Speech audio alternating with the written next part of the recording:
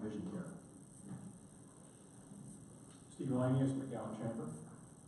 Roberto Gonzalez, Texas for Business and Legal Use. Mark Murray, South Texas College. Irma Murray, Texas Regional Bank. Mickey Garcia from Texas Regional Bank. Rebecca Stalker, Hope Family Health Center. Nedra Knurk, Future RTD and McAllen Heritage Center. Isidoro Arjona, Rock Kisner Consultants. Mike Blum, NAI, Rio Grande Valley. Blanca Cárdenas, McAllen Chamber. Hi, my name is Yurla Gonzalez with the Boys and Girls Club of McAllen. Dalvin Gonzalez Alcantar and Boys and Girls Club of McAllen. Jose De Leon with the Progress Times newspaper. Jorge Sanchez, McAllen Chamber. And Jerry Garcia with the McAllen Chamber. Okay, thank you very much. And now it's a great pleasure to introduce to you our newly elected Young Judge, Judge Cortez.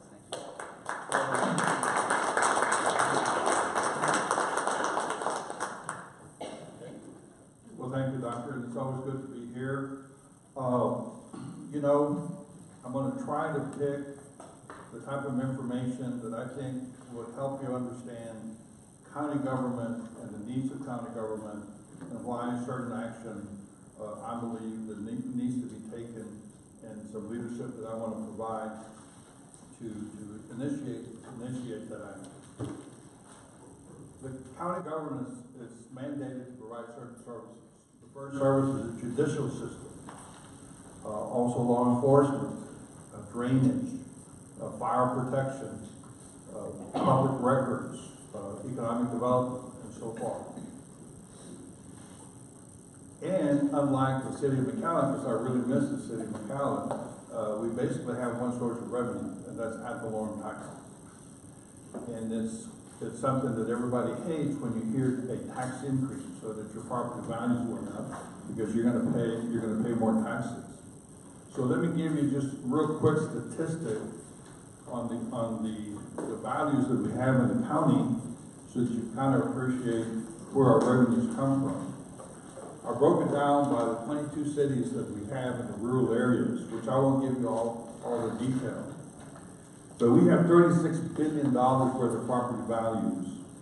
If you break them down between residential and commercial, we have $23 billion in residential values, which is about 64%, and we have $13 billion in commercial, which is most 36%. Okay. Our tax rate then generates anywhere between $180 to $190 million per year. Our general fund budget is about 210 million. If you look at our tax rates and you compare it to other counties in the state of Texas, we're one of the highest tax rates. Okay, and one of the reasons we're one of the highest tax rates is we have a lot of poverty in the county. 35% of the people that live in the county are poor, which means that really 2/3 are paying for 100%. Why do I start there? Well, we're one of the fastest growing counties in the state of Texas. We will be, for sure, the seventh largest county in Texas. Right now, the estimate is 860,000 people. I want to give you some information in a minute that I think we're close to 1 million too, than 860,000. So if 1/3 of those people are poor, and we need more mobility, we need more infrastructure, we need to take care of our mentally ill, which is another thing, we need to take care of indigent. Guess what this county judge and this county government needs? Your money. Okay, your money. So in order to be fair to the taxpayer, we first have to start with cleaning our own home by being efficient and effective in providing services at the lowest cost. Because if we don't do that, then we're cheating you, the taxpayer that gives us the money, because we're not using the property wisely. So my first step in my government is to understand the processes that we're using, the services that we're providing, the information we're using to make decisions to see if we are operating efficiently and effectively. And that's gonna take a little time. I'm going to tell you that I'm gonna have a great time, because no, we're not, okay? There is a lot of opportunity for improvement that I can tell you. How to get there is going to be a little more difficult, but hopefully with everybody's help, with good information, you know, the obvious is obvious. My father told me, because he didn't have a lot of education, when I would ask him the definition of a word, he said, he'd go look at the dictionary. Well, the dictionary defines a fact and known truth. So that's what I'm going to try to get for you as I make decisions going forward, that we make decisions based on objective analysis with supportable evidence as opposed to subjective belief. So one of the things that I was prepared to come over here that I was asked, because your governmental affairs organization was, and Steve Taylor asked me, what are your legislative agendas? And that sometimes I don't like to disclose them, sometimes I do, sometimes I'll disclose all of them, sometimes I won't. And if you ever try to carry a bill in Austin, there's only one way to carry it all the way through, and there's 1,000 ways to kill it. Okay, I think some of you guys know that. But just briefly, we're asking for 2 more county court of law courts. These are kind of the minor courts that deal with misdemeanors and things like that. They're just overwhelmed with a lot of activity. One of the things that we're having problems, and I know there's a little press here, and I want you all to help me meet with people that I think we can improve in before you tell them that I'm unhappy with it. But one of the things is our JPs. Our JPs, when the deputy sheriff or highway patrolman or somebody arrests somebody, they take them over to our jail, and they need to be arraigned. They need to be arraigned, they need to determine a bond, and etc. Well, if we don't have a judge there, then we can't arraign them. Then we have to put them in jail. So we have too many people that we can't arraign and maybe send them home after they post a bond. Well, guess what? Our jails are full. And when the jails are full, it's not a good situation. So we were asking for permission to get a magistrate so we can put him directly in the jail to be able to be more efficient in doing that. I pulled that off on the agenda here because I did not have an opportunity to speak to some of the JPs or whatever. They all called me. I think we're going to have a meeting of the minds, and I hope we're going to be more efficient and maybe not need that magistrate, but I thought that would be a good start. The other thing is that we're opposing Senate Bill 2. Senate Bill 2 basically puts a cap on the ad valorem tax rate. Well, you know, we already have someone that's an oversight. That's you, the taxpayer. If you have crazy people out there that are increasing your taxes or whatever, we're not going to be there too often. And when you're a county and the only source of revenues that you have is ad valorem taxes, and we have mandates to provide all the services, guess what? I mean, we're not going to be able to provide some of the services, so we're against those. One of the things that is really important to me and should be important to all of us, and we have Rebecca's doctor here, is greater access to mental health care services in here. Unfortunately, I think yesterday we had a suicide that occurred.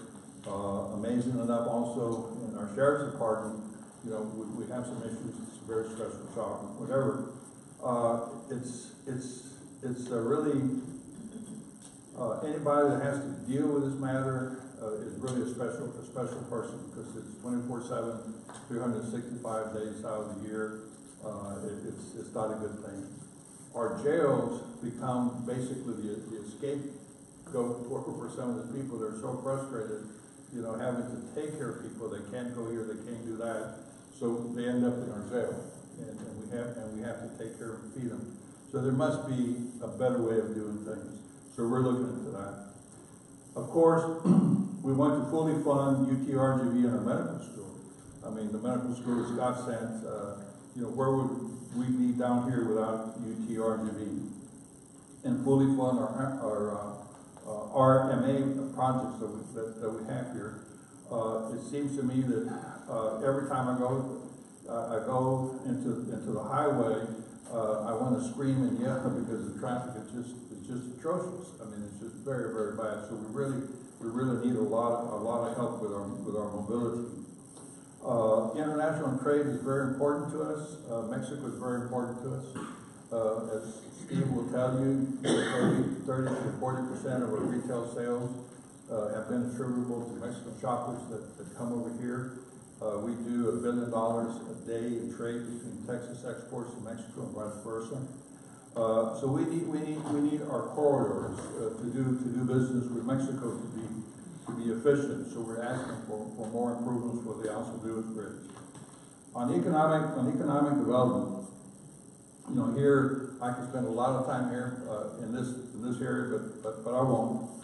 But one of the things that I think that I would like to see is really for us to really develop a nature tourism industry down here. We have over 500 species of birds. We're supposed to be the best place in the world for butterflies and stuff like that. And we have a very fragmented. We've got the Butterfly Park, we've got Benson's Park, we've got Quinta Mazatlán, we've got San Ana Refuge or whatever. But we have to tie all those things together. Quinta Mazatlán is developing some very, very beautiful, interesting plans of how to develop that. When you see those plans, you're gonna go, wow.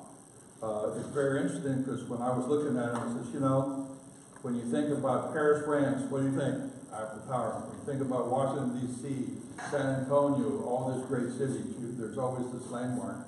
So when you talk about McAllen, you know, what landmark do you think about? Well, I can guarantee you the Quinta Mazatlán people are successful in doing what they're going to do. There'll be a landmark that will very, very define that.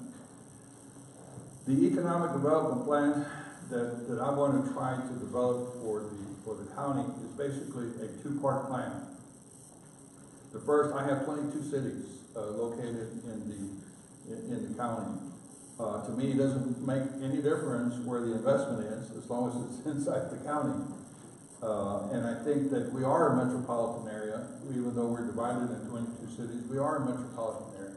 What's good for any city is going to be good for the other one because jobs and trade, you know, they don't understand boundaries sometimes.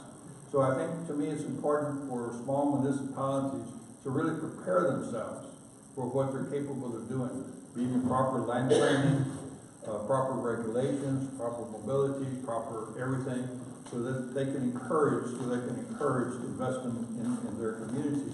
Sometimes you don't think about those things.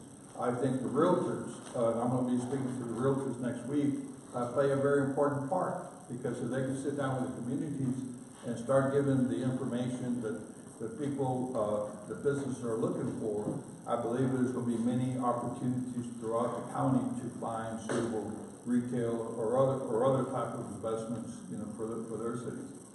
But long term, I think the future is in everything that I read is robotics and automation. I mean, who would have ever thought that you'd have a telephone that you could take a picture, take a video, talk to somebody across the world and see one another. Pretty soon you'll be able to speak English and they're listening to French on the other side and vice versa. I mean, automation and technology is going crazy. So to me, how do we, Keith, and all the people in economic development, how do we identify those people that are going to invest in this? It is estimated there's going to be $8 trillion invested in robotics and automation in the next 10 years. Well, where are they going to invest it? What are they looking for, whatever? If we don't sit down here together as a region and find out, you know, who they are, who do we contact, how do we prepare ourselves? Right now, our workforce is spending about $50 million a year. $50 million a year. One more time, $50 million a year. And we're spending about $32 million of that for child care. Okay? What does it tell you? It tells us that that's a short-term plan. because we're more concerned with keeping the jobs we have right now, but we're not planning for the jobs of the future. We're not training people for the future. So I think it's going to be important that the workforce training be geared to the jobs of the future and not the jobs of today. Personal opinion. So, how does the county grow revenues so that we can provide all these services that you all need? Well, the first one is the census. I'm not going to go over there, but I want you to see that so you can see and appreciate more or less what we're doing at the county level to prepare for the census. Well, why is the census important? Well, it affects it politically, social and health-wise, and also economically. As you know, the number of people that we have will dictate how many representatives we have in the House, how many state representatives we have in our state government, voting precincts, how employment, crime rates, and poverty rates are calculated. All of that is important. It also affects our social and health care because Medicaid programs, programs for energy care, disabled, nutrition programs, lunch programs, children health care programs, the CHIPS. If we're 35% poor here, you know, all of that becomes very important. So here, we estimate that for every person that would live in Hidalgo County will get $1,600 per year. Okay? So you do the math. If we miscount 10,000 people times 10, I mean, that's a lot of money. So we have to learn from the past. So what we did this year, what we're doing this year, is we're taking advantage of technology. We went to the camera to the sky and took pictures of all of the county to identify all the rooftops and whatever. If you see yellow and then it goes to darker red, darker stuff, those were areas that were not listed in the census address book. Okay? And let me give you the numbers that happened. We found 14,274 new addresses. 14,274 new addresses. We corrected 15,968 addresses. And we eliminated 5,152 were removed. But that's still a net change of 25,000 now cleaner addresses. The average number of people in the household in the last census was 3.6. So if you multiply 3.6 times 25,000, that's 90,000. That's 90,000 people that were already possibly, not counted or miscounted. Right now, we have 332,664 households listed in the census address book. If you multiply that times 3.6, that's going to get you to 1,000,002. Okay. So if we can count everybody, if we can count everybody, we ought to be able to hit over 1 million people. So whose job is this? Well, the county is going to play a very important role. It's so important for all of us to make sure that we talk to everybody we can, friends, neighbors, businesses, schools, everywhere we can, to make sure that people get counted.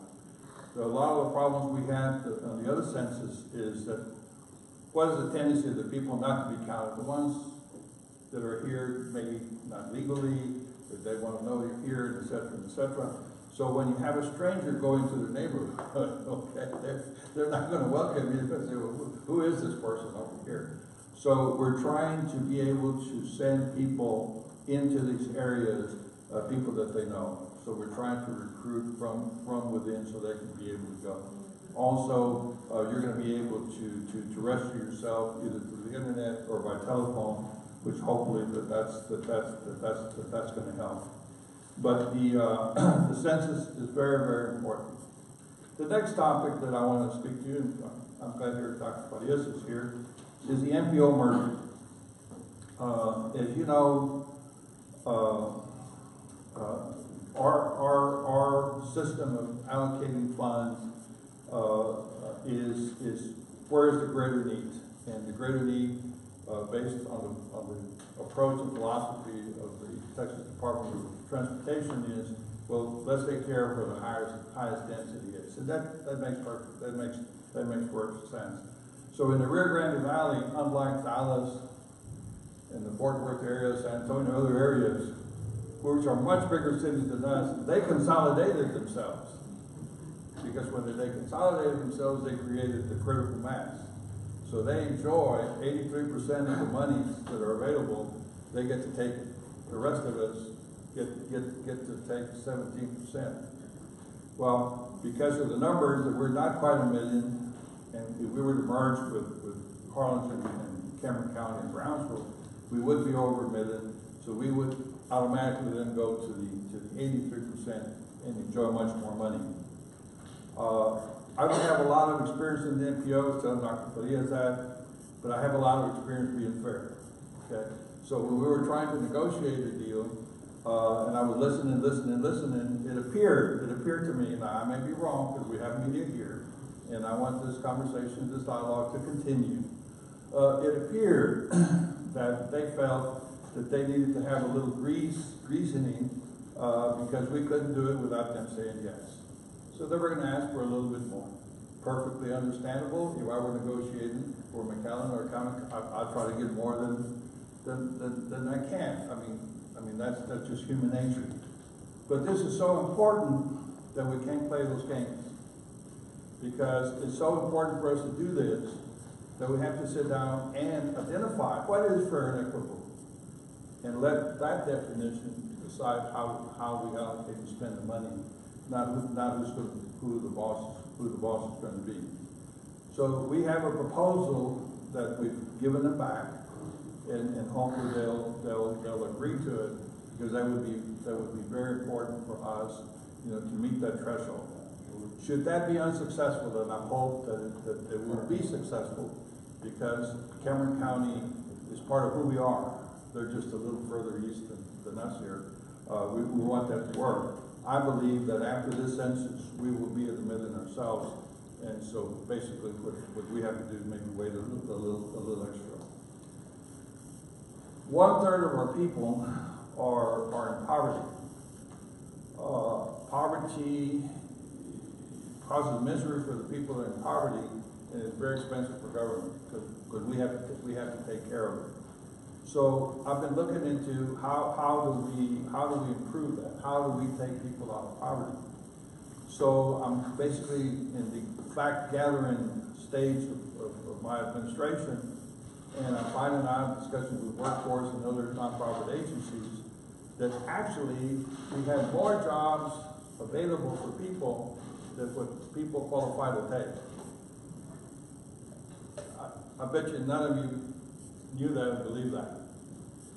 The problem is that 42.5% of Hispanic men that have reached the age of 25 or over don't have a high school education, and therefore do not qualify for some jobs. So one of the things that we must do, because they're already 25 years old, they have a family to take care of, and if they can't get a job, then guess who has to take care of them? Government does. Well, if government has to take care of them, guess what? My budget has to grow and be bigger because they can't take care of themselves. So the GED program is very important to me, and I'm going to be looking at ways how to address that. I found a nonprofit company that's been doing this very successfully in Wisconsin.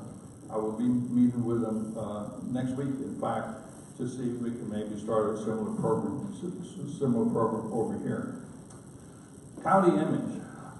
Every time I leave the county, they ask me if I feel safe, or they ask me how does it feel to be the most corrupt county, in Texas and stuff like that. Well, our future is going to depend on how much investment we're bringing into Hidalgo County. The work that Keith Patrick and Steve and all the people in economic development, whatever, we have to make ourselves attractive.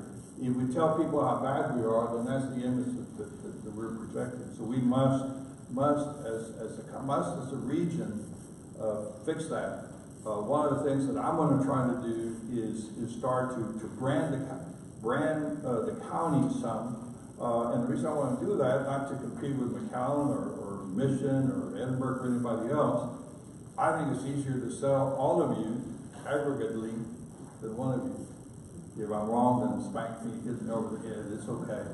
But I think if I put the best of all of you into a campaign, then I think it's better than just trying to sell a fraction of what we are and what we represent. So I hope that you support that. The small city services. Small cities have small budgets. It's difficult for them to really compete with a McAllen or FAR or Edinburgh or other things for economic development. So I want to start an office in the county that's pretty much like a franchisor. We're going to try to develop good systems, accounting systems, other systems of law enforcement, anything that deals with government, and try to come up with the gold standards and share that information with small cities, so that they can benefit, you know, from that, because they're struggling. So in a nutshell, and I don't know how much time I'm going to leave time for questions and answers. In a nutshell, our future is going to depend on how much investment we bring to the Dollar County. Our future jobs are going to be different than there are today. If you're a conservative and you tell me, well, I don't want you to increase my taxes anymore, and I don't want you to take care of the indigent, or that's too much money, or whatever, I'm going to tell you, you're wrong. If I have a family of 5, the man is working, he's got 3 kids in school, his wife kind of works part-time, or contributes a little bit to the house, he gets sick. Okay? If we don't get him back to work, guess what government has to do? We got to take care of 5 people. So is it cheaper to take care of 5 people, or is it cheaper to get this person back to work? Well, I want to tell you as an economist, it's cheaper to get this man back to work. So if we must do that, and that's what's good for society, then let's have the system that's more efficient and effective in getting that person back, you know, back healthy. And it's not the emergency room in a hospital. So when hospitals are yelling and screaming that they're having to take the burden of some of this, well, they should, because the emergency rooms aren't set to take care of those types of people. They're set to do something. So we're working very closely with the medical school to really partner with other institutions and other areas in the county. I have a relationship with about 100 Christian pastors. They all have a church.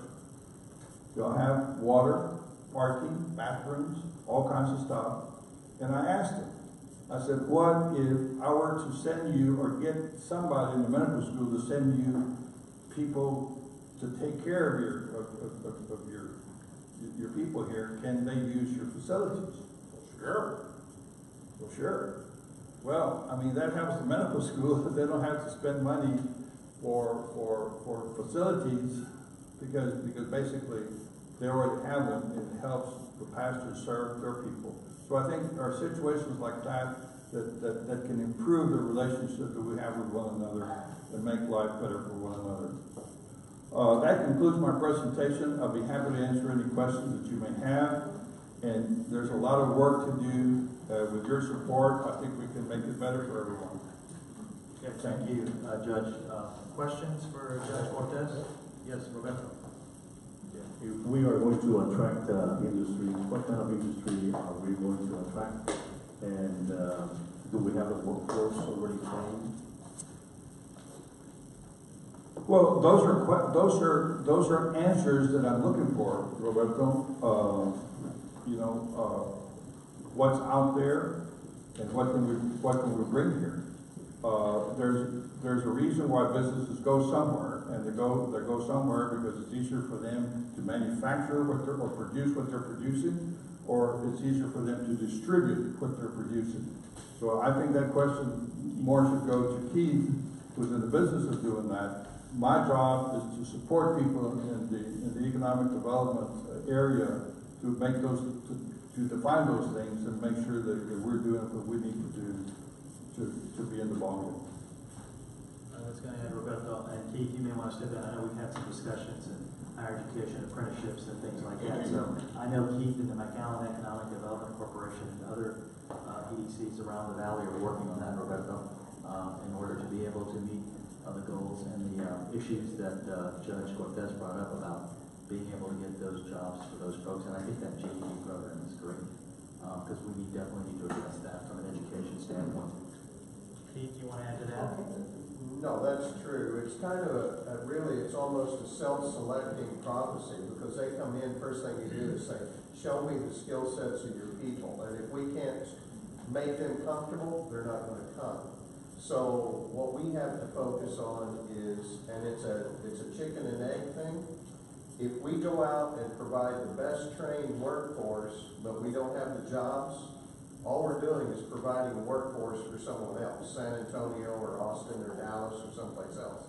So that's where, as the judge mentioned, we really have to be working in a unified manner. The educational institutions, the workforce training, TWC, all of us should have two focuses. One is workforce training, and two is job creation. Because we want to make sure when we graduate a very qualified technician or graduate from an educational facility, that we also have the job to keep them here. Because if we don't, we're going to be the same place we are right now 20 years from now. And I've been doing this 31 years. I'm telling you that we have supplied a lot of companies in other parts of the U.S. with a lot of very talented people. That's something we also got to try to bring back. How do we bring that group back to the valley? Well, Richard, as you already know, Futura McAllen changed its legal name and its focus to Futura RTV. That's because we really feel it is critical to get this kind of information that you're talking about, cooperation between all of our RTV counties to work together on some of these issues, and they are absolutely critical.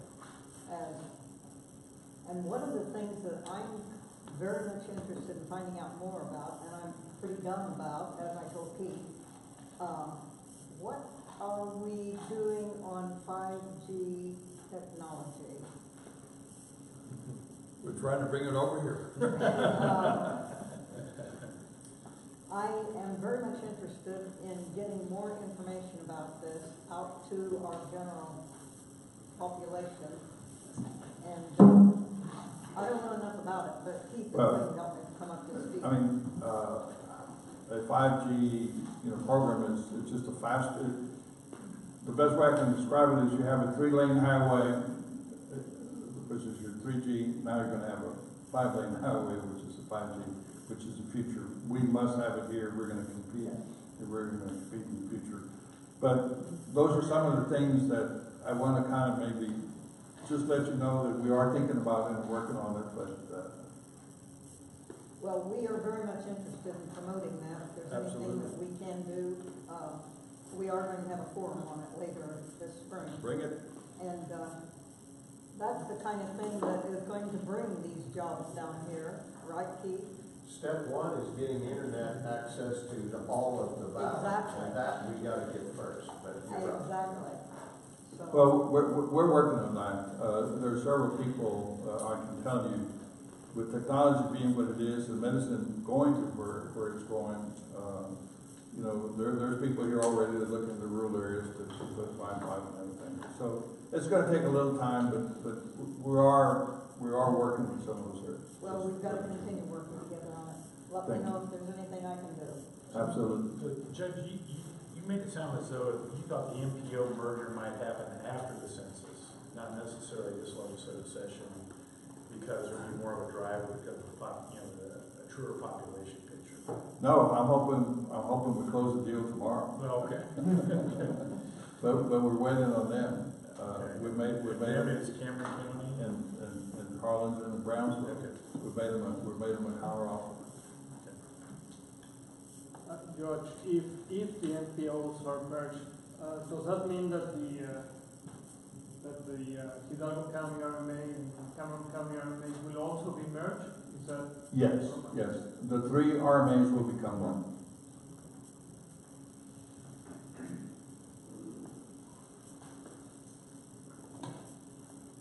Other questions for Judge Cortez?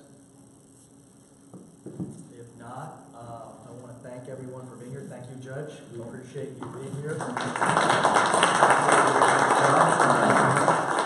have a couple of announcements for our next meeting. You can see at the bottom of our agenda on Wednesday, May 29th, will be our Congressional Legislative Luncheon with Congressman Gonzalez and Cuellar, 11:30 a.m. to 1 p.m. So watch your inboxes and your email. Wednesday, June 26th, will be our legislative session wrap-up with a luncheon with our local legislators from 11:30 a.m. to 1 p.m.